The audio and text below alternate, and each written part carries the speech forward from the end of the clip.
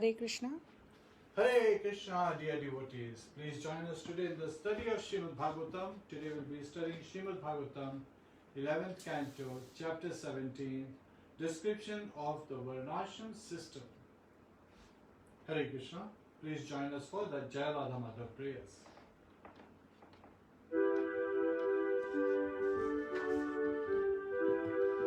Jai Radha Madhava Kunja Bihari, Jai Radha Madhava Kunja Bihari, Gopi Jana Vallabha Giridhari.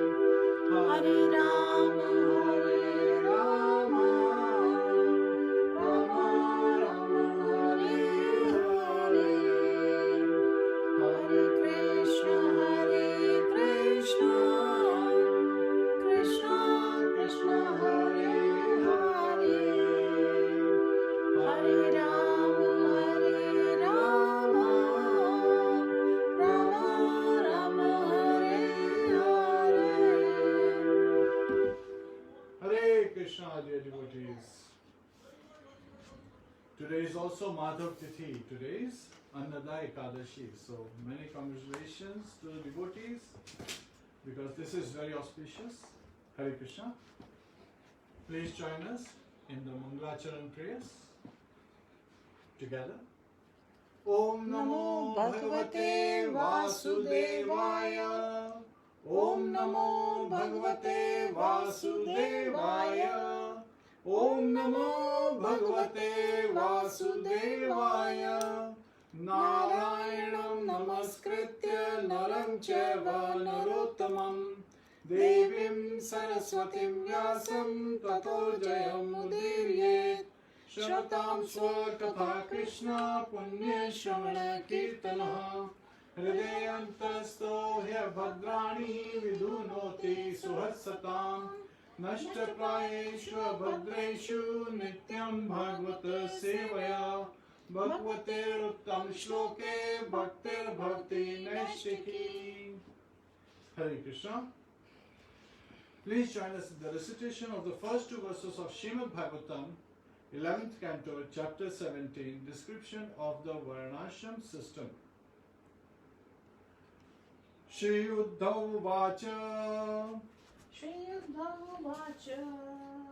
Yastvaya Vihita Purvam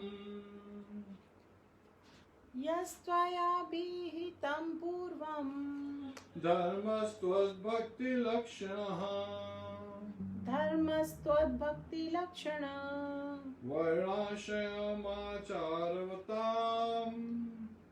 Varṇāśramaචāravatam Sarvesham Dvipadamapi Yatha Nushtita Yathanushtiyamanena Tvai Bhakti Nirnam Bhavet Tvai Bhaktirnam Bhavet Swadharmenaravindaksha Tanmama Kyatum Arhasi. Tanmamakyatum arhasi.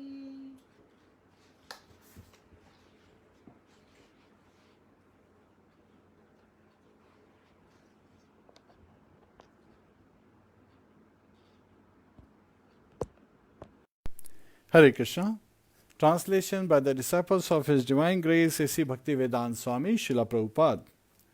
Shri Uddhav said, My dear Lord, previously you described the principles of devotional service that are to be practiced by the followers of the Varṇāśrama system and even ordinary, unregulated human beings. My dear lotus-eyed Lord, now please explain to me how all human beings can achieve loving service unto you by the execution of their prescribed duties. Hare Krishna. Purport. So it's a really long purport, but we'll quickly cover the first few sections. Lord Krishna had already elaborately explained the process of Jnana Yoga, Bhakti Yoga and Ashtanga Yoga. Now Uddhava inquires how those inclined towards Karma Yoga can achieve the perfections of life. Kṛṣna consciousness. In Bhagavad Gita 4.13, Lord Krishna describes that he is personally the creator of the Varṇāśrama system. Chaturvarnam maya shishtam guna karma vibhagasha. Therefore, the ultimate goal of the Varṇāśrama system is to please the Supreme Personality of Godhead. In other words, one should become a devotee of the Lord and learn the process of pure devotional service. The easiest method of achieving pure devotional service is by the association of pure devotees of the Lord. Hare Krishna.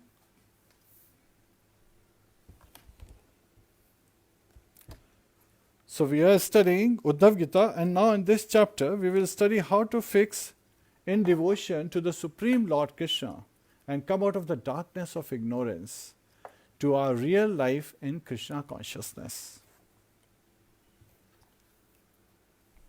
Hare Krishna. Please join us in receiving blessings from Srila Prabhupada and the Acharyas.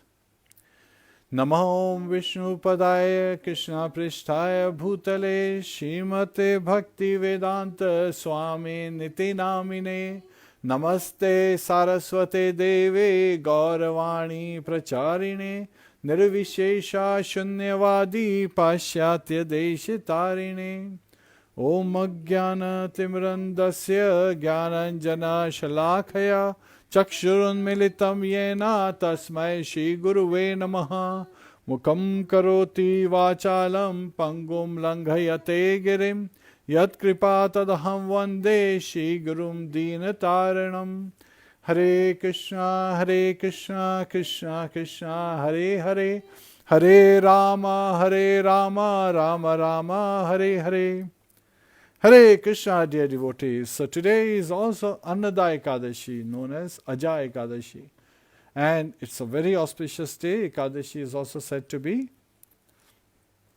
Madhav Tithi. So it is Bhakti Janani. So it enables us to, invoke, it fans the spark in our heart of devotion.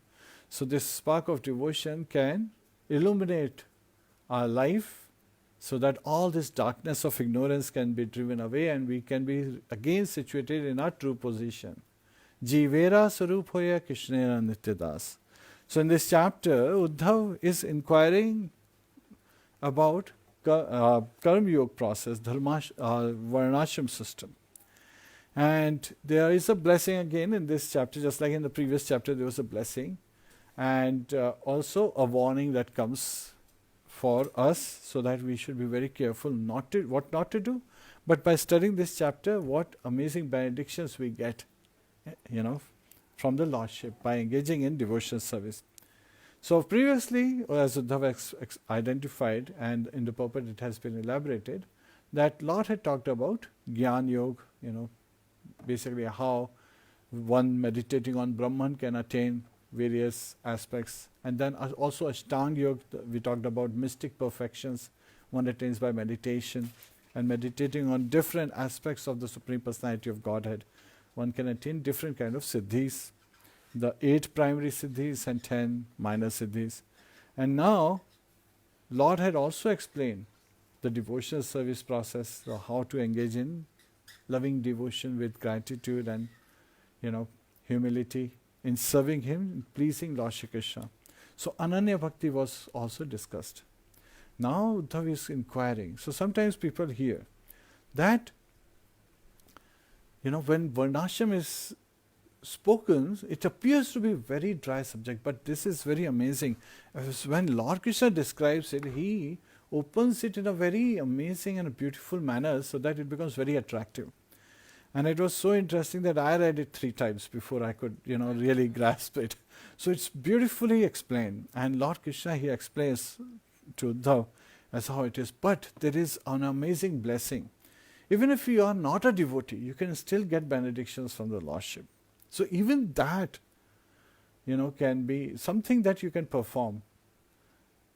And this is in the text 44 of this chapter. Lord says that just as a ship rescues those who have fallen into the ocean, similarly, I very quickly rescue from all calamities those persons who uplift Brahmanas and devotees suffering in a poverty-stricken condition.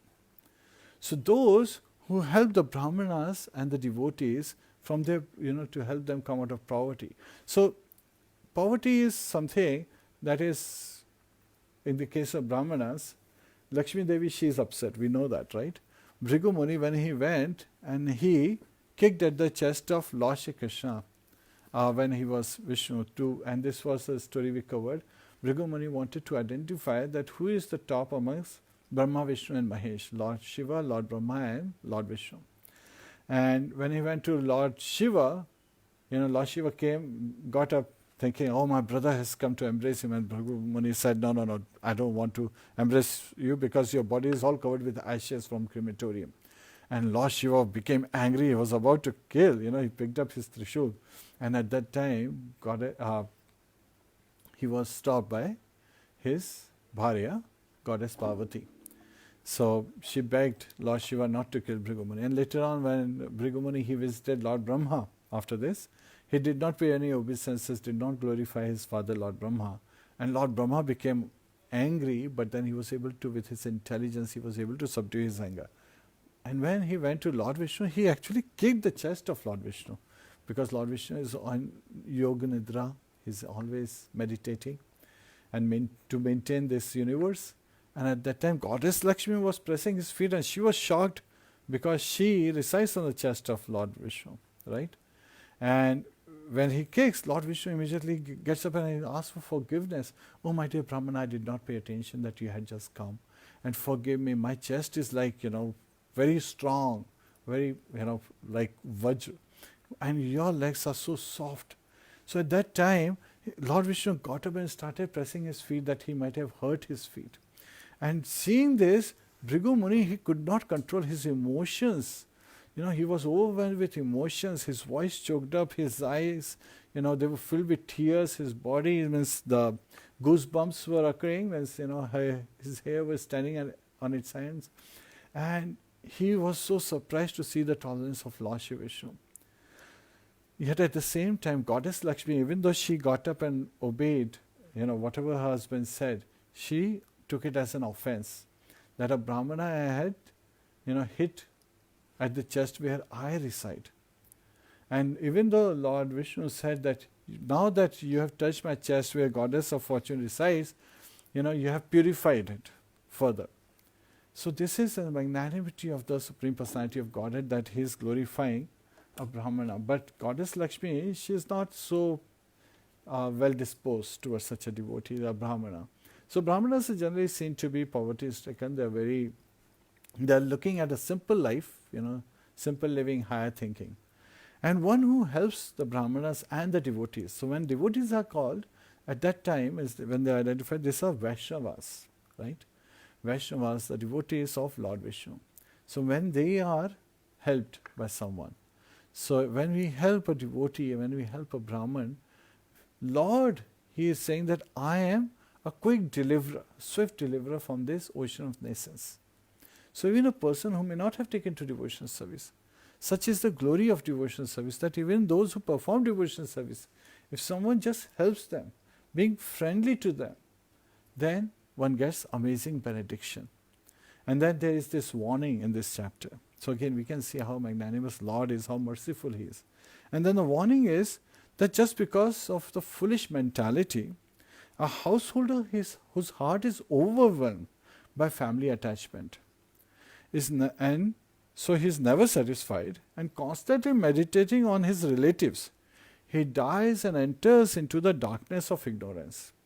Now sometimes when Prabhupada would write, he would write very strongly that one should not be attached in a family life. And people would misunderstand that message, thinking that he's asking them to take sannyas or take to Varṇāśrama at the minimum, or take to Vanaprastha. In reality, all Srila Prabhupada is saying is that we should understand that we should not be attached for sense gratification with our relatives. Rather, we should understand that they are also Vaishnavas and Vaishnavis who have taken birth in the same family as where we are, and we have this amazing association where we should all engage in glorifying Lord Shri Kṛṣna, singing his glories. And especially when we talk about Lord Shri Kṛṣna as Yashoda Nandana, Yashomati Nandana Braja Varṇāgar Gokula Ranjana Kanha. It is so enlivening. We feel the presence of Lordship, his sweet form as Shyam Sundar Yashoda Nandana, right? Who is always, having this loving exchange with Vrajvasis, the residents of Vrindavan, the residents of Vraj Dham. And just seeing this pastime, we forget about all those aspects. When we look at gopis, right? When we hear about them, were they great rishis? Yes, in the previous life they were. But in that particular life, they didn't have to go through any of those regulations. So here, Lord Kṛṣna also reveals that one who's a devotee and who's constantly engaged, a pure devotee, simply engaged with every action in serving and pleasing Lord Shri Kṛṣna. They are not bound by the limits of Varṇāśrama dharma. So now the question is raised, then what does it mean to follow this Varṇāśrama system if there are devotees who don't have to follow it? who need to follow it, why does it need to be followed, and so forth. So Lord Krishna is revealing to Uddhava that actually in the Krita Yuga, right, Satyug, everyone was born as a devotee of Lord Shri Krishna. So everyone was a Hamsa. And above Hamsa is Paramhamsa. Hamsa is, what is the meaning of Hamsa? A swan. Swan has this characteristic that when there is a mixture of milk and water together, swan can drink away the milk and leave the water behind. So this is what means from the Hamsa's perspective, that people who were born in Satyuga, they were Hamsas because they could differentiate the absolute knowledge from the relative aspects of this material world. Vadanti tatvidas tattvam yaj jnanam avyayam brahmeti paramatmeti bhagwan iti shabdyate. So the transcendentalists who know the absolute truth realize it in three forms: Brahman, Paramatma, and Bhagwan, Lord Shri Krishna, the Supreme Personality of Godhead. And also we understand that Lord Shri Krishna is the original Supreme Personality of Godhead, and Brahman is an expansion, it's an effulgence coming out of his body. And further expansion from Lord Shri Krishna is Paramatma feature, Shirodakshai Vishnu. So we covered that yesterday, that the first expansion from Lord Shri Krishna is Lord Balaram. From Lord Balaram, the Chaturvyu expansion is Vasudev, Sankarshan, Pradyumna and Aniruddha. And then from Vasudev is the three Purusha avatars, Karanodakshai Vishnu, Garbhodakshai Vishnu and Shirodakshai Vishnu. Karanodakshai Vishnu is in Karan ocean, causal ocean. And Garbhodakshai Vishnu is in Garbhodak ocean. So when from the pores of Mahavishnu is also known as Karanodakshai Vishnu, various universes come out. And then he further expands as Garbhodakshai Vishnu and enters each of the universes, where from his navel sprouts this lotus where Lord Brahma is born. So that's why Garbhodakshai Vishnu. And Garbhodak ocean is where he is on Anantshesh, is lying. And further he expands as Shirodakshai Vishnu, and he is at Shi Sagar also. And Shirodakshai Vishnu is none other than the Supreme Super Soul. And he expands so that he enters in every atom, even spaces between atom, and in our hearts, right? The hearts of the living entities. So when a householder thinks of this world as different than Lord Shri Krishna, thinks that this is a place for me to enjoy, these are my sons that I would want to enjoy with them, this is my family I want to enjoy with. When they get this bodily attachment instead of spiritual attachment, then it causes a great fall down. Rather, we can even enjoy greater bliss that this materialist mindset does not offer us, which is by understanding that all these relatives, if we have a wife, we understand that she is a Vaishnava, we should encourage her to be engaged, to engage in devotional service. If we have children, we should engage them to, in the chanting of the holy name. Hare Krishna, Krishna Krishna, Hare Hare, Hare Ram, Ram Ram, Hare Hare. And if they are not so inclined, then we can pray for them. And Lord Shri Krishna is the supreme controller. He is the cause of all causes, right? Sarva Karana Karanam. So he will make things happen. Now here, sometimes people think about Varṇāśrama dharma, right? Chatur Varnam Maya Shishtam Guna Karma Vibhagasha. So Lord Krishna is saying that yes, he is the one who has established the Varnas, the social orders. Brahman, Kshatriya, Vaishya and Shudras, the four social orders. Brahmanas are the face of the Lord, Kshatriyas are the arms, right? They're coming from his chest. Vaishyas are from the thighs and Shudras are from the feet. Yet at the same time we have to understand that in the universal form, as these are identified in Bhagavad Gita as well as Srimad Bhagavatam at multiple times, they have been identified, then they are still part of the Supreme Personality of Godhead, and he is all pure. So when you enter the door, do you leave your leg behind and only enter with your head? No. We enter wholesome, right? So Lord has created various ashrams and various varnas so that we can go back home, back to Godhead. We can attain perfection in this very life. And that perfection just requires us to align our prescribed duties based on our qualities and the work we do, which is the varnas, right? Which is our occupational duties. And then social orders. And then social order is the various kind of ashrams, brahmacharya ashram, grihastha ashram, vanaprastha ashram and sannyas ashram. And so why should one be so careful, right? Why should we follow rules and regulations? Do they help us? Now you can easily imagine what would happen if you don't teach young children the rules of playing soccer game and create two teams and just throw a ball in the field and just tell them you have to score on the other side. What would happen? Soon you might very well see that they would be wrestling because they would forget that it's foul to touch the ball with their hands. And they would be very angry with the referee who's telling them that you're not supposed to touch with your hands, you're not supposed to push people. If the kids do not know the rules, they would use whatever mechanism they can to win, right? Everybody wants to win. Everybody wants to be successful in life. So it's a very simple way we can imagine that sometimes, and we wanted to have this example where we did not tell the rules of the game, and some of the young kids, they started wrestling with other kids.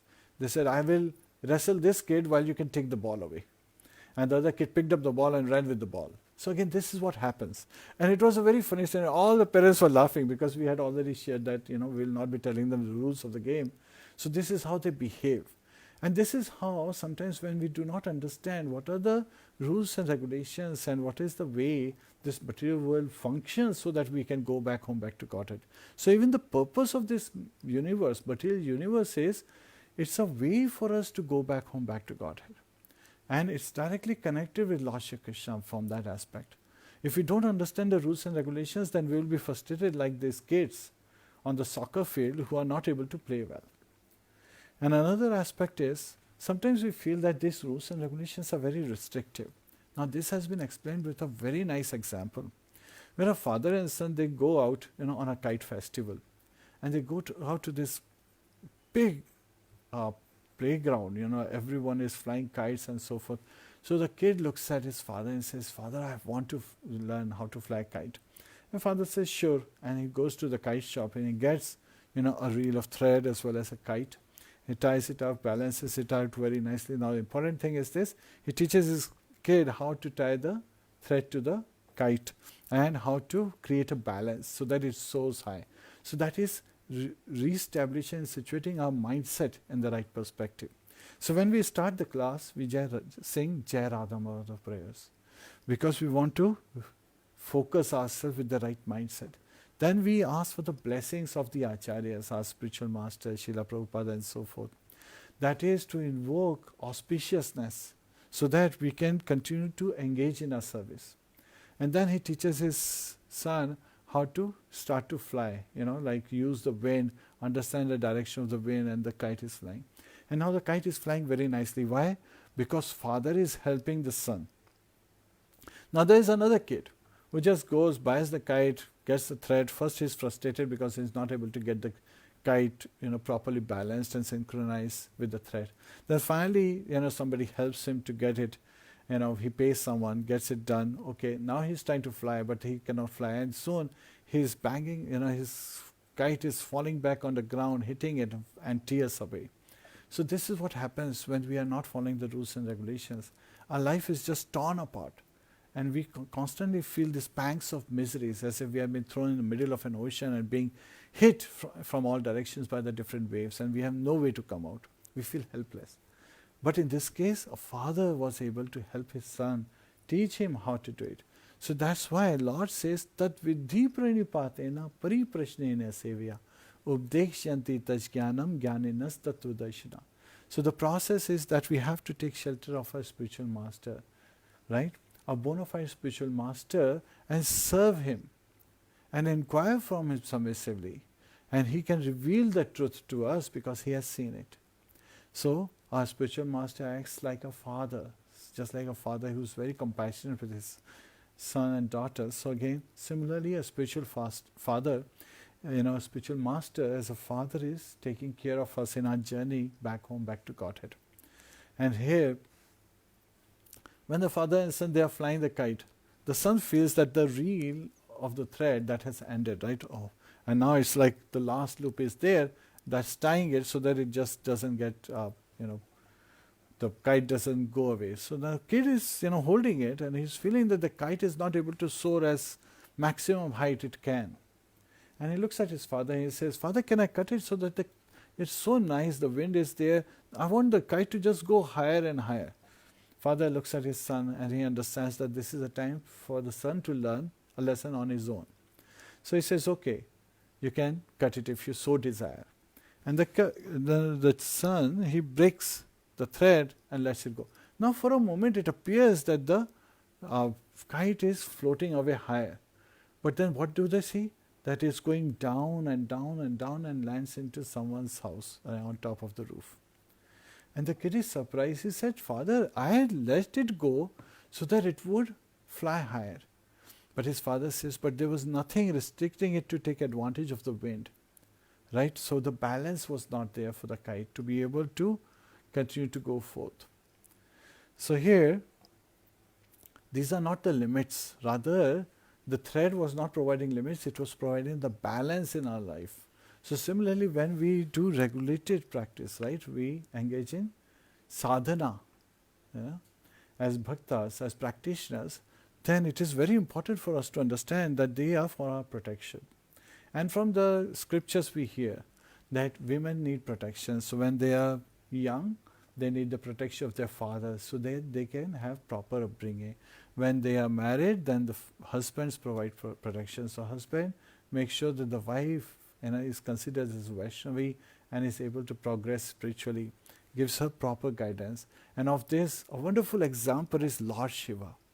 If we talk about Lord Shiva's conversation with Parvati, he is always instructing Parvati on the wonderful sweet pastimes of Lord Shri Kṛṣna, as how wonderful Lord is. And she is constantly immersed in this transcendental bliss, listening to her husband. Vaishnavanam yatha Shambhu. So of all the Vaishnavas, Lord Shambhu, Lord Shiva is the topmost. And Goddess Parvati, as Shatrani, she is also known as Goddess Durga. And her another name is Vaishno Devi, which means a she devotee of Lord Vishnu.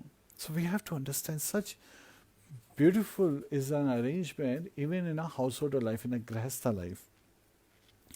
And similarly, children, they need protection so that they are very soft, they are like flowers, and even though we may get attached and then sometimes we may let them do some of the things that they want to do, yet Srila Prabhupada, many of the times he said that yes, Chanakya Pandit, in his Niti Shastra and so many teachings, he has given some amazing qualities, and even though it applies materially, Srila Prabhupada applied it spiritually. One of the aspects that Srila Prabhupada adopted was that in ISKCON, in our society, we refer to other ladies except for our wife, we refer to them as mother, mata. And that is because Chanakya in his shloka says that others' wives are considered as mothers. So Srila Prabhupada spiritualized even those aspects which are from the materialistic perspective they were given by Chanakya Pandit. And Chanakya Pandit was a great Brahmana. And also understand that he was a great devotee of the Lord as well. Because even though Chandragupta, he was a Samrat and he was a disciple of Chanakya Pandit, but Chanakya Pandit never moved into the palace or never lived in a palace. He stayed in his hut and he would perform his regulated duties on a daily basis. And once, as his advisor, when Chandragupta Maurya, he asked, who's a disciple, he's asking his own guru who's acting as his advisor, his political advisor, that why do you do this? Then Chanakya Pandit said, if I have to give reason, if I have to give explanation of my actions, then I quit immediately. So that was one place. He clearly shows that his gravity. Guru also means heavy. So he was very heavy on his practices as well as in his instructions. And a disciple, what is the definition of a disciple? One who is ready to be disciplined. So when we surrender to our spiritual master, we are ready to be molded in the shape our spiritual master wants us to be molded, so that we are in the right mood to be able to go back home, back to Godhead, to engage in devotional service and advance spiritually. Now, here there are some amazing aspects come, where Uddhav, he is asking Lord Shri Kṛṣna that, my dear Lord Achyuta, there is no speaker, creator or protector of the supreme religious principles other than your Lordship. And either on this earth or even on the heavenly planets, even at the abode of Lord Brahma. So where the Vedas, personified Vedas reside. So my dear Lord Madhusudan, so he wants those doubts to be killed in his heart. When you, who are the very creator, protector and speaker of the religious principle, the spiritual knowledge, abandon the earth, because Lord Krishna is going to return back to his abode, right? And he's not taking Uddhav, so he's also in mood of separation, he's lamenting. Who will again speak of this lost knowledge, he's asking. So Shukdev Goswami, when he is reciting this, chapter to Parikshit Maharaj, Srimad Bhagavatam to Parikshit Maharaj, immediately we are reminded of the first canto in the third chapter, where this question that Uddhav is asking, that is answered. Kṛṣṇa sadhvamo pradgate dharma jnanadibhisaha kalo nashta drisham esha puranarko adhunodhitaha. So this Bhagavad Purana is as brilliant as the sun, and it has arisen just after the departure of Lord Shri Krishna to his own abode, accompanied by knowledge and religion. So again, Lord, when he goes back home, he takes knowledge and religion along with him. And persons who have lost their vision due to the dense darkness of this material world, in the ignorance of this Kali age, shall get light from this Puran. So all we need to do is read Srimad Bhagavatam, because this is not different from Lord Shri Krishna, and this is like sun that can enlighten our life spiritually. And that's why Srila Prabhupada, in the 7 purposes of ISKCON, he wrote, propagating the knowledge of Bhagavad Gita and Srimad Bhagavatam. So it is very important for us to take to this. Now Bhagavad Gita is said to be, like higher secondary education, where we learn about what is it that we need to do. Lord Krishna is explaining. When we read Srimad Bhagavatam, he teaches us how it is done. So it goes to that next step, where there are wonderful examples of devotees. And many times, even devotees who have fallen from the path of devotional service, how they are able to regain their situation. We hear about Bharat Maharaj, he got attached to a deer, and so he could not go back home. Rather, he got a body of a deer. Yam yam vape smaran bhavam tajantyante kalevaram tam tam evati konteya sadatad bhava bhavita. Whatever one thinks at the last moment of his life, at the moment of death, that's the destination one attains. So because Bharat Maharaj is thinking of a deer, he became a deer, right, in his next life. Yet at the same time, by Lord's causeless mercy, he remembered his life as the emperor of the world, Bharat Maharaj, and how while performing devotional service he had fallen because of the attachment to a deer. So you can understand that the warning that Lord Krishna is explaining in this chapter is so important for us to take to heart, because that would actually help us from again falling back to this ocean of essence, which is full of darkness, and we would have to suffer because of the attachment in this material world.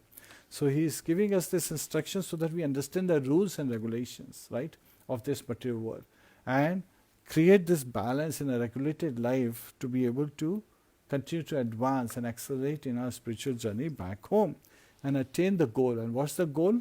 What's the purpose of Vedas? What's the purpose of Srimad Bhagavatam? What is the purpose of this life?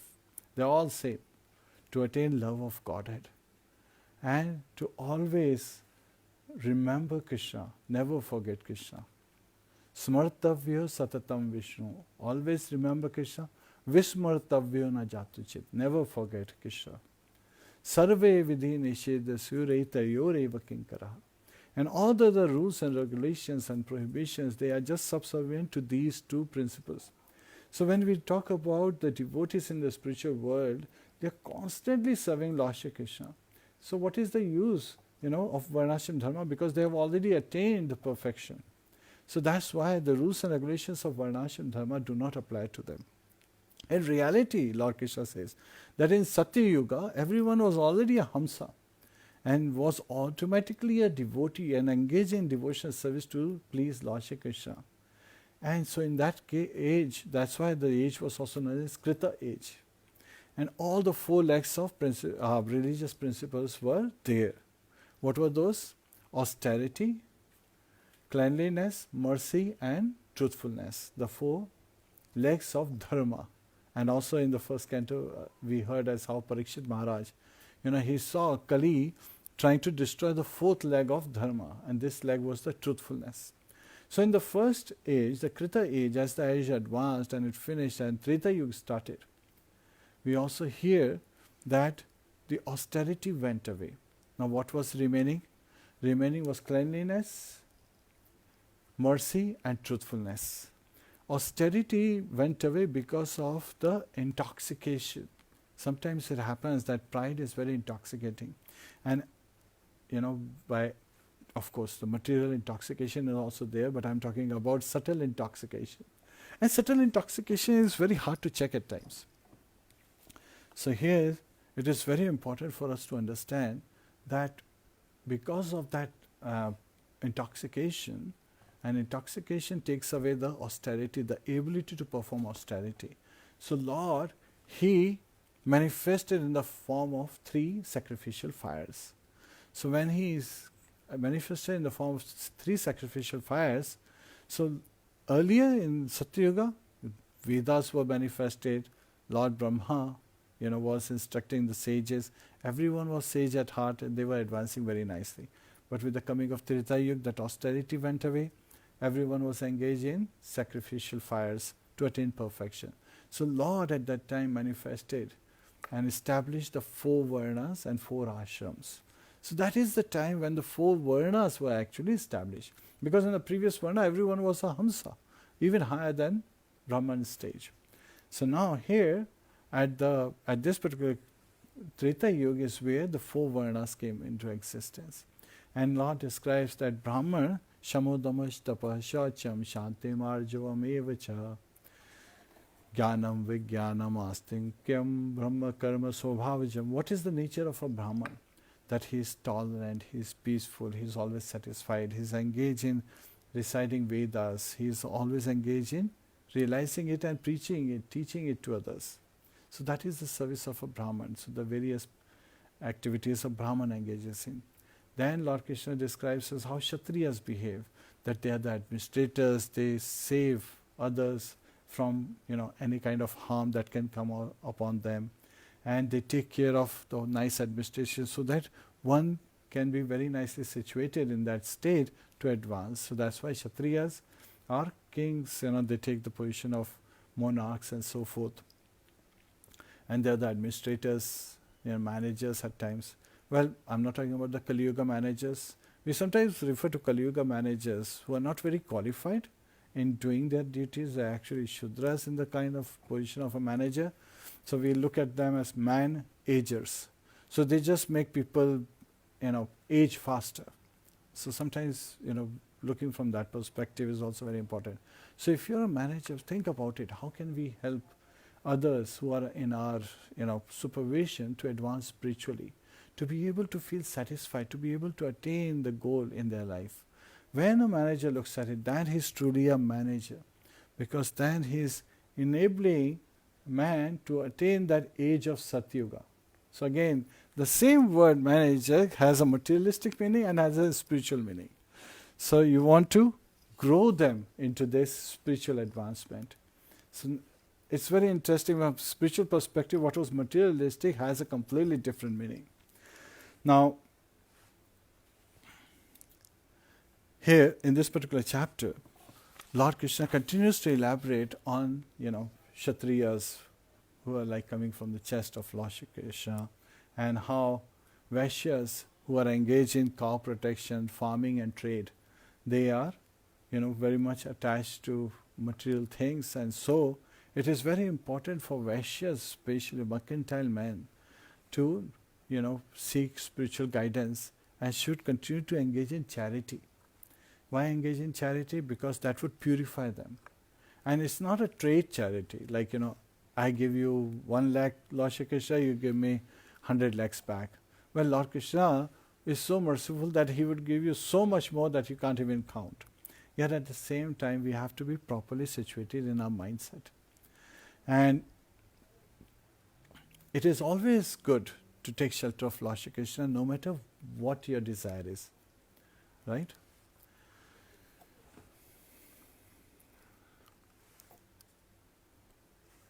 And as Vaishyas are engaged in this manner, then comes Shudras, whose service is to serve all the 3 other Varnas.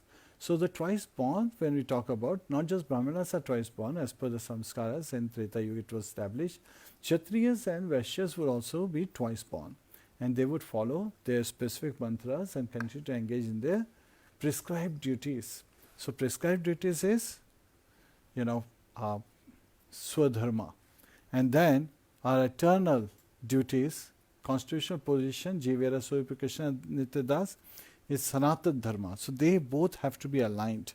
We cannot think that, okay, prescribed duties are distinguished and separate from our Sanatana Dharma, because then we get bewildered like Arjuna. And the battlefield, Arjuna got bewildered because his prescribed duties were in conflict. He had various upadhis, just like we have various upadhis. Some of us are, husbands, brothers, fathers, sons at the same time. And sometimes these positions are in conflict with each other, right? So Arjuna was facing the same conflict. Kshatriya Dharma, his Dharma was to fight. And as a brother, as a, cousin of the Kauravas and many other personalities, as nephews, many of his uncles were on the other side as well. And his grandson Bhishma Pitama was also on the Kaurava's side. And his instructing spiritual master, Dronacharya, was also on the other side. So he had this conflict with his different material positions associated with the body, right? And that's why in Bhakti Rasamrita Sindhu, Rupa Goswami reveals this knowledge to us, this amazing shloka. Sarvopadhe vinirmuktam tarat paratvena nirbalam rishikena rishikesha sevanam bhakti ruchyate. So giving up all upadhis that are associated with this body, we should engage in serving Lord Shri Krishna for his pleasure. So we should try to satisfy the senses of the master of the senses. That is the mood of a devotee. And so Lord Krishna had to speak Bhagavad Gita to Arjuna to establish himself and realign his prescribed duties with his eternal Sanatana Dharma.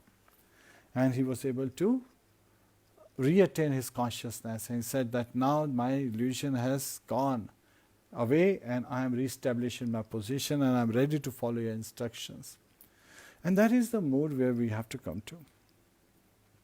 Now, Srila Prabhupada gave a very nice example. That sometimes people in this material world, they try to cheat also. Because again, there is 4 kinds of defects that exist in this material world, in this conditioned life. Our senses are imperfect. So again, in darkness, we can't even see our hands and legs. So that shows that our senses are imperfect. Second is that human is we have propensity to make mistakes, right? And then we have propensity to be illusioned. Illusion is sometimes we think of a rope to be a snake. That's just an example. And then last but not the least is that we have the propensity to cheat. So Srila Prabhupada gave this example that once there was a court case going on. And it just so happened when the lawyers were speaking, giving their different arguments to the judge just dozed off. He just went to sleep. And so, there are various assistants of the judge. And one of the assistants, he thought, oh, he has dozed off. Maybe I should help him. I should go and wake him up and tell him that, my dear Lord, you have fallen asleep. Please pay attention. These people are presenting their arguments. So he goes to the judge and wakes him up. He says, my dear Lord, you have by mistake fallen asleep. Please, they are presenting the arguments. At that time, Srila Prabhupada in his narration, he is saying that the judge just says, don't worry about it. I have already decided my judgment. Let them speak whatever they are going to speak because my judgment has already been taken care of. So people who try to cheat, again, they cannot cheat because Lord has already identified what is going to be the destination as per the rules and regulations. Referee knows who's making fault. And this is not a referee who may be illusioned because of the material defects of the limited senses. This, we are talking about the Supreme Personality of Godhead, who is residing in our heart. And when we talk about it from this material world perspective, we talk about Yamraj and Chitragupta and Yamlok, where people are taken away if they are not able to go back home, back to Godhead, to hear the various judgments of their pious and impious activities. When you hear about Chitragupta, Chitra means picture, Gupta means secret. So Chitragupta is keeping account of every living entity, and he's secretly taking pictures of all our deeds, right? So from that perspective, it becomes very interesting. And there was a sculpture, Srila Prabhupada talked about in a story about a sculptor who was such an expert sculptor that he wanted to cheat Yamraj. He was a great sculptor, and once he went to astrology to find out what day and time he's going to die. And when he came to know the date and time, what he did was he created perfect replica of his own self, human like, just his own sculptures he had created. And so when Yamraj came, he saw that there are various sculptures and he was standing among them, but Yamraj could not identify. And understanding what this sculptor has done, sculptor has done, he basically started identifying that, this sculptor is not a very good sculptor. These sculptures are very defective. They're not as good as... And so after some time hearing criticism, the sculptor, he was in this pose, not moving at all. He could not bear it. His pride was being hurt again and again by Yamraj's statements. So he finally said, "What do you mean? They look exactly like me." And then at that time Yamraj smiled and said, yes, let's go. And he took him.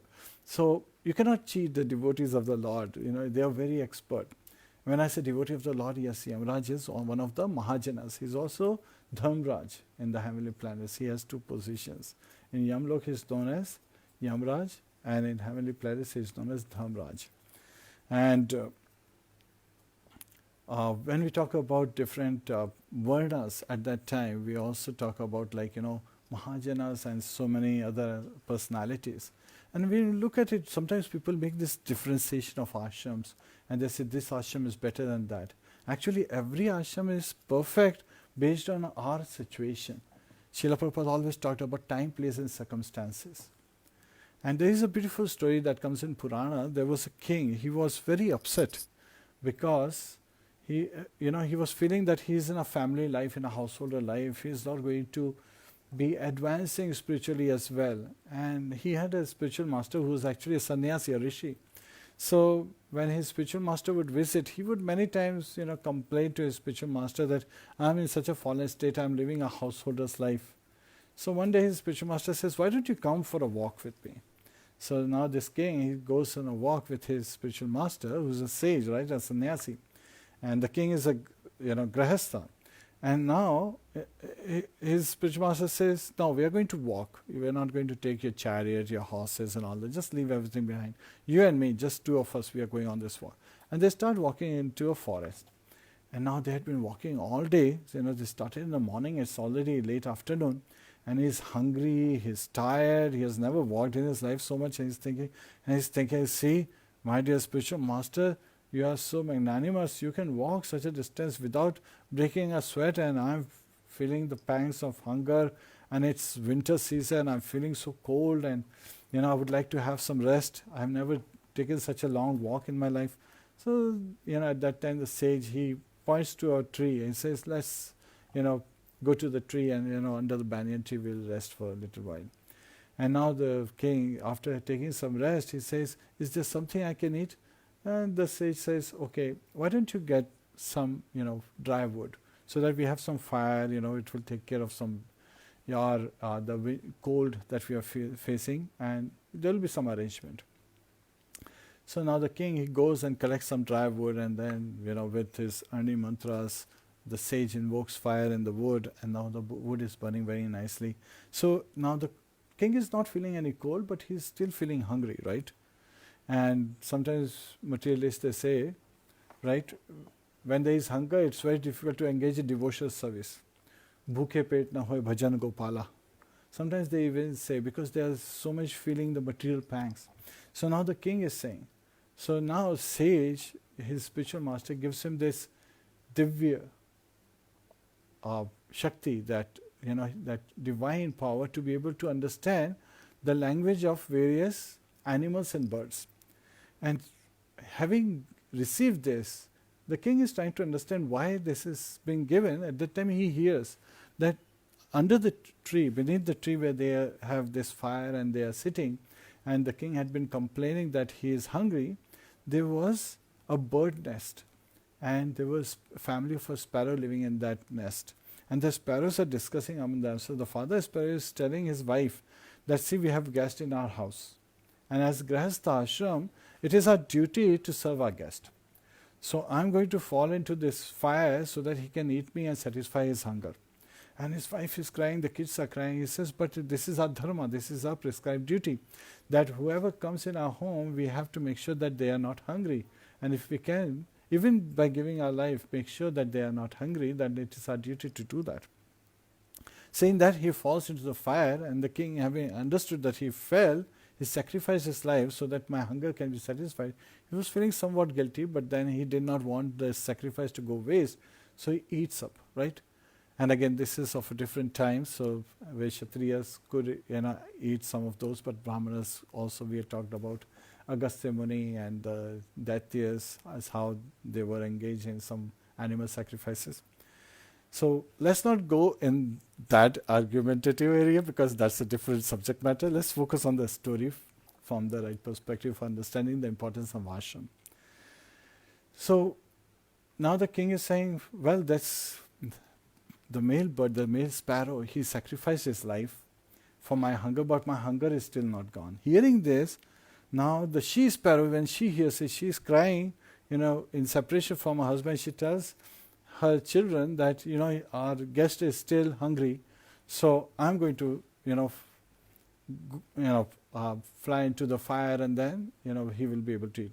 And she drops her body in the fire, and of course the king, having understood what has happened, he eats and he's still hungry. And it just so happens that one by one, all the children, they sacrifice their lives also. And at that time, the sage turns to the king and said, what did you learn? And he says that based on the position, every ashram is perfect. It is our mindset that we see things in imperfect because of our limited understanding. And here, in the Puranas, basically this sage identifies, he glorifies Grihastha ashram more than sannyas ashram. And when I read that Srila Bhaktisiddhanta Saraswati Thakur, when he said in one of his courses that he is ready to have 100 children if they are all 100% Krishna conscious, if they are Krishna conscious. So again, it's only in Grihastha ashram that you can have progeny. And progeny is such a great benediction by which the living entities who are suffering in this material world have an opportunity to attain human life, to be able to take birth and go and have this opportunity to go back home, back to Godhead. And as father and mother, we have such great responsibility to make sure that our children engage in devotional service. They are able to become Krishna conscious, which is the prime benediction to humanity. And Srila Prabhupada, he came to give this knowledge to the world. And he conquered the world with his love, with his compassion, with his affection, with his tolerance. And he shows us as an Acharya, as a Supreme Acharya in this age, as how we just have to follow in the footsteps of our spiritual master, understanding our spiritual master is an affectionate father, and attain perfection in this very life. And austerity, sacrifice and charity should be performed, Lord Krsna says in Bhagavad Gita. And amazingly, just by doing one process, all three can be done. Right? We talked about austerity of mind, body and speech, where the body should be always keep cleansed externally as well as internally. And we should always be, having a simple living, higher thinking as purpose. Charity, the biggest charity is to give Krishna consciousness, to engage in Krishna consciousness. And sacrifices, of all the sacrifices in Bhagavad Gita, Lord Krishna says, I am japa, right? Chanting of the holy name.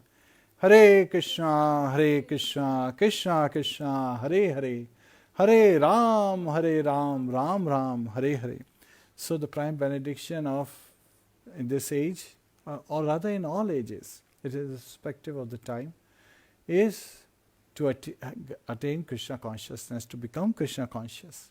And just by calling out to the Lordship, by chanting of Mahamantra, we can invoke this blessing. But we have to be in the right mindset, calling out to the Lordship. So it is very, we should always understand that there are 4 kinds of defects in this material world.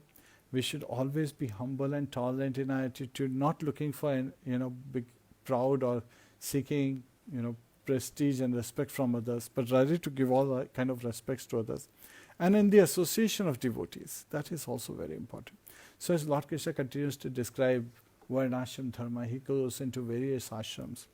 And he's also identifying that one who is a Grihastha ashram, based on the different Varnas, right? In a Grihastha ashram, a Brahman can be in Grihastha ashram, as well as a Kshatriya can be in Grihastha ashram, Vaishya can be in Grihastha ashram, Shudra can be in. And in Grihastha ashram, it is very important that the wife is of the same ashram or of lower ashram. And anytime it is from a different ashram, higher ashram, then it is pratikul as per the principles. As we heard in the case of Yayati, right? He married the daughter of Shukracharya. And also his another wife was Shamishta. So again, she was actually made servant of Devyani. So we have to be very, very careful. Lord Krishna is just giving his instructions that the wife should be somewhat younger in age. She should be, very pleasingly disposed in serving the husband. And it is not that, women have a lower position. No. It is just that, just like we talked about the case of a kite, that they have provided proper protection and proper atmosphere where they can continue to engage in Krishna consciousness. And it has been revealed in scriptures time and again. Just by hearing Puranas, which are full of stories like Mahabharata, right, Ramayana and so forth, these epics, when even Shudras and women, it is said, are engaged in this, they can attain perfection in life. So what to talk about, ladies who are Brahmanis, who are, husbands are Brahmanas, and they are also equally qualified. They can also very nicely advance in Krishna consciousness by following the regulated principles, by being practitioner as devotee. So here Lord Krishna continues to elaborate on various aspects. But what's most bewildering that people ask is that people coming from different religion, when they take to Sanatana Dharma, isn't that, like, how could this be? Means, is it really true that they have taken to Sanatana Dharma, or they're just imitating this to fool us? Well, in reality, it is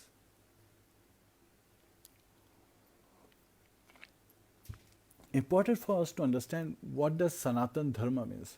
Sanatana means eternal. Dharma is our constitutional position, our engagement in various duties, carrying out various activities. So our eternal religion is that of the soul. Jivera Sarupoya Kṛṣna Nityadas.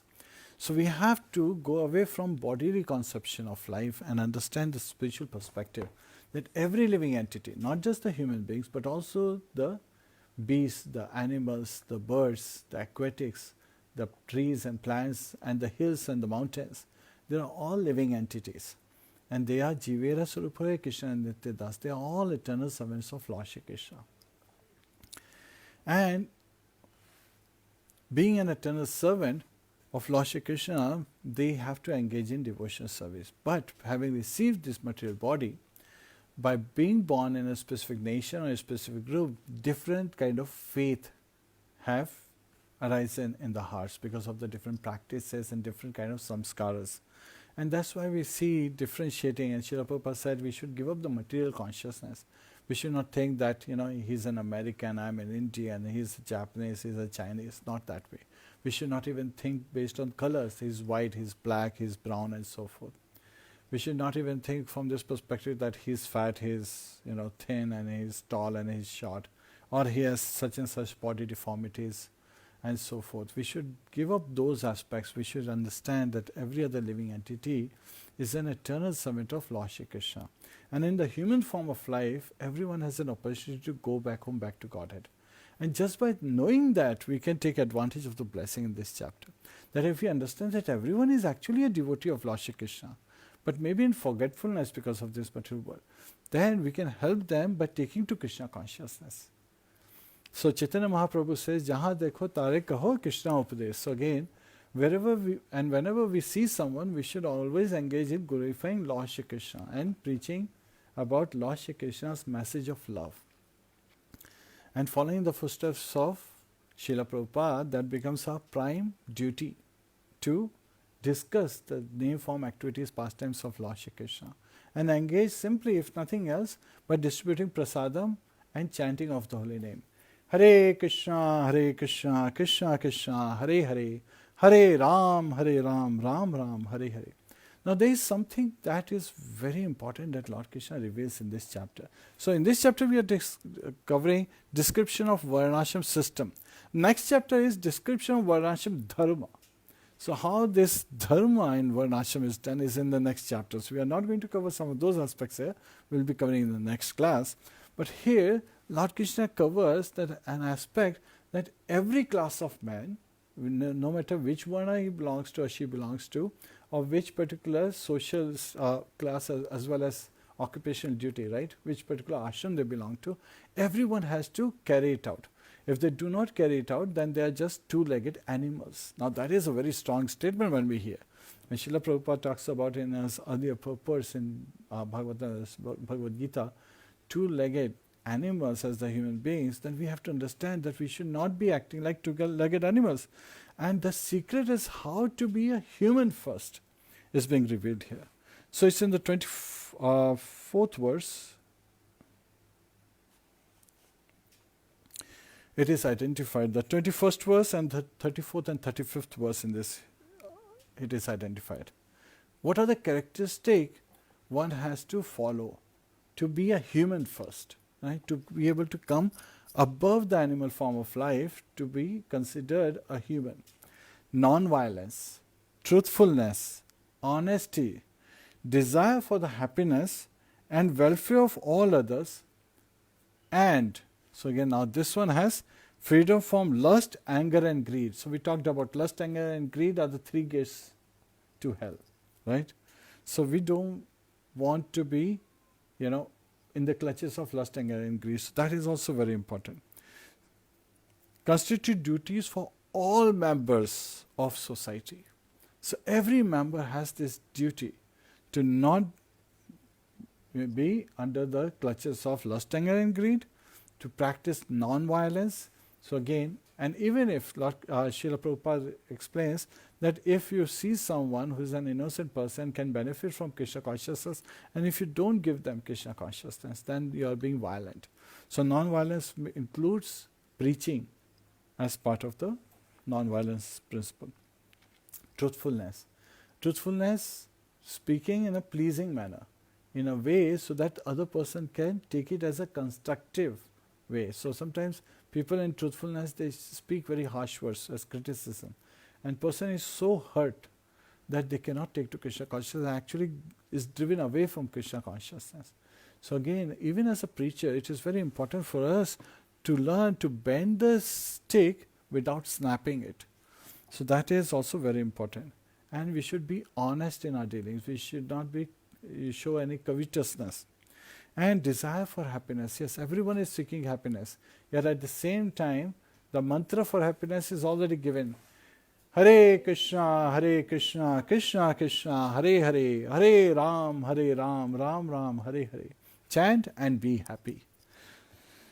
Now, apart from that, Lord Krishna further explains to Uddhav that, my dear Uddhav, general cleanliness, washing the hands. So again with COVID-19, washing the hands is very important, but it was already there in the Shastras that we should be frequently washing our hands. Bathing 3 times a day basically, at least twice a day. If we cannot bathe 3 times a day, twice born folks should try to bathe 3 times a day. And performing religious services at sunrise, noon and sunset. So again, when you perform religious principles, you should be in a clean state of mind, body and, with your speech as well. And then worshipping me. He's not saying worshipping anyone, he's saying worshipping me. So worshipping Lord Shri Krishna, the Supreme Personality of Godhead. Visiting holy places, so going on pilgrimage, which was that part of activity in Dwapar Yuga and continued to be in Kali Yuga in this age. Chanting japa, so again chanting of the holy name is also there. Avoiding that which is untouchable, uneatable and not to be discussed. So all kind of inauspicious things should be avoided. So again austerity of mind, body and speech comes in. And remembering my existence within all living entities as super soul. And understanding that every living entity is very dear to Lord Shri Krishna. And Suhridam Sarva Bhutanam Gyatva Mam Shantim Richati. So when we understand that Lord Krishna is the Supreme Proprietor, Bhuktaram Yagatapsam Sarva Lok Maheshwaram Suhridam Sarva Bhutanam Gyatva Mam Shantim Richati, that Lord Krishna is the Supreme Proprietor of all the spiritual and material universes. He is the beneficiary of all the sacrifices, and He is the well-wisher and benefactor of every living entity. Then one can be at peace. So that is the peace formula, as Lord Srila Prabhupada explained. So these principles should be followed by all members of society through regulations of mind, body and words. So again, all our actions are performed by these three factors: mind, body and words. So again and again we keep coming back to the same topic as how we have to engage in loving devotion service of Lord Shri Krishna by following cleanliness. And cleanliness is next to godliness. Srila Prabhupada again and again reminded us that we should try to be very clean with our mind, body and words, and always be pleasing to others. Yasmano dujite loko lokano dujite chaya haisha baisha bhayo dvege bhuktoya sanchame priya. So again, in Bhagavad Gita, Lord Krishna reveals that one does not get disturbed by others and does not disturb others. So again, that's why devotees are said to always be very conscious of the audience, right? People we are interacting with, to make sure that we are not agitating their minds, and help them understand so that they can easily take to devotional service and be Krishna conscious, so that they can go back home, back to Godhead, and stop the miseries of this world. Jarm mrityu jara vyadhi dukkha doshanu darshanam. These are constantly giving, pain and distress to the living entities: birth, death, old age and disease. And one can come out of the cycle of birth and death just by taking to Krishna consciousness, which simply starts with the chanting of the holy name. Hare Krishna, Krishna Krishna, Hare Hare, Hare Ram, Ram Ram, Hare Hare. So Hare Krishna, dear devotees, in this chapter we learned about the Varṇāśrama dharma, as how when following the various ashramas like brahmacharya, one should not be engaging with opposite sex, should be living a celibate life with focusing on developing Brahma Gyan, right? Developing Krishna consciousness, becoming knowledgeable. In Grihasthashram, understanding that one has responsibilities towards the society, dharma, artha, kama, moksha, those four aspects are there. Yet at the same time, as Grihasthas, one should not become attached to the family members or to the various belongings which can cause one to fall down. Understand that every family member is actually a Vaishnava and Vaishnavi, yes. And see everything in relationship with Lord Shri Krishna. So this is what we have been talking about. Not the materialistic but spiritual vision. And the same thing which can cause attachment and fall down will help us to become elevated just by changing our vision, by looking at them differently, by understanding that these are Vaishnavas, they are under my care, and I have to help them grow spiritually. And same thing happens for wives also, to help their husbands grow spiritually, for the children to grow spiritually. And it is amazing that ladies are, they take to Krishna consciousness much easier than the men do, because they have so much reflection and affection coming from Radharani. And Mamta is always referred in case of ladies, it's never referred in case of men. There is no term called Bhapta, right? There is always Mamta, that affection, that care for the family members, and not just family members, for other living entities, is a natural propensity of women. When Srila Prabhupada, he was traveling, he was on his flight and he was in the plane, and the devotees, they had brought this puffed rice for Srila Prabhupada, and they had spread it out in front of Srila Prabhupada to honor prasadam. As he was about to eat, one of the air hostess, she actually just came by, picked up a handful of puffed rice, tasted it, said very nice, and smilingly she went. And the devotees were surprised how easily she was able to feel attraction towards Mahaprasad, and she was able to take right from the plate of Srila Prabhupada without taking his permission. She was able to. And then she came back, and then she actually, when devotees asked if she can get some water and some fruits, even though in the economy class where Srila Prabhupada was traveling, it was not easily available, she went to the first class section of the plane, and then from there she got hot milk for Srila Prabhupada and the fruits. And at that time Srila Prabhupada was saying, yes, this is a characteristic of women, that they are already, they are automatically caretakers, they are caregivers, and they are always ready to take care of their, not just the family members, but anyone they associate with. They are very affectionate at heart. And of course, we also understand that in this age, Kali Yuga, we have come to the realization that ladies, they are a higher species than men. Again, some men may feel otherwise, but again, power is not a measure of intelligence. It comes, it is not a true measure. As just because someone is powerful doesn't mean he is very intelligent and he is very elevated. It is intelligence, and affection is at a higher intelligence than bodily strength. And that's why ladies are much highly regarded in that aspect. So in our Vedic culture, ladies are much highly regarded. They are so highly regarded that actually descendants are known more by the ladies than the men.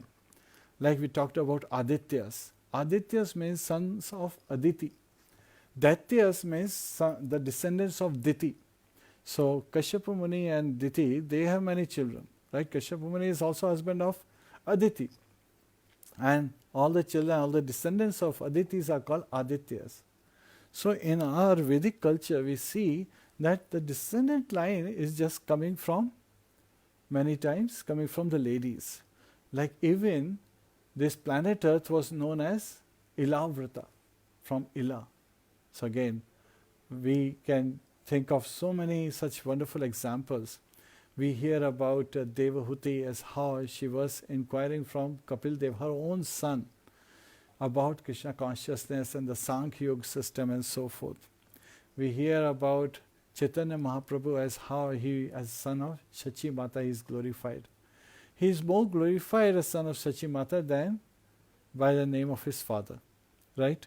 So again, we also think of Lord Shri Krishna, and every time we think, we remember Damodar Leela, and we are always thinking of him as Yashoda Nandana, as Damodar. And who bound him with love? It was Yashoda Mai who bound him with love. And who made him dance? It was the gopis who made him dance. Who were the ones who would prepare butter, the sweet butter, and hide for Lord Krishna to steal? It was the elderly gopis who would churn butter and would be always dreaming that Lord Krishna would come and steal this butter, as if like stealing our heart away. So we get all these examples, and it is very important for us to understand that in the Vedic culture, women are regarded very highly. Yet at the same time, they are very innocent. They are very easily subdued. They are very easily bewildered by cheaters. And that's why Arjun was worried in the first chapter in the Vishad Yoga, when he is saying and observing the two armies in that chapter, he is identifying to Lord Krishna that if there are no men to protect the women, then they would be, spoiled by, cheater men. So, and this is where he is identifying that this will lead to Varna Sankara. This will lead to unwanted progeny, which will cause the fall down of the forefathers and also of the generation. So in the present as well as the future and the past will be destroyed.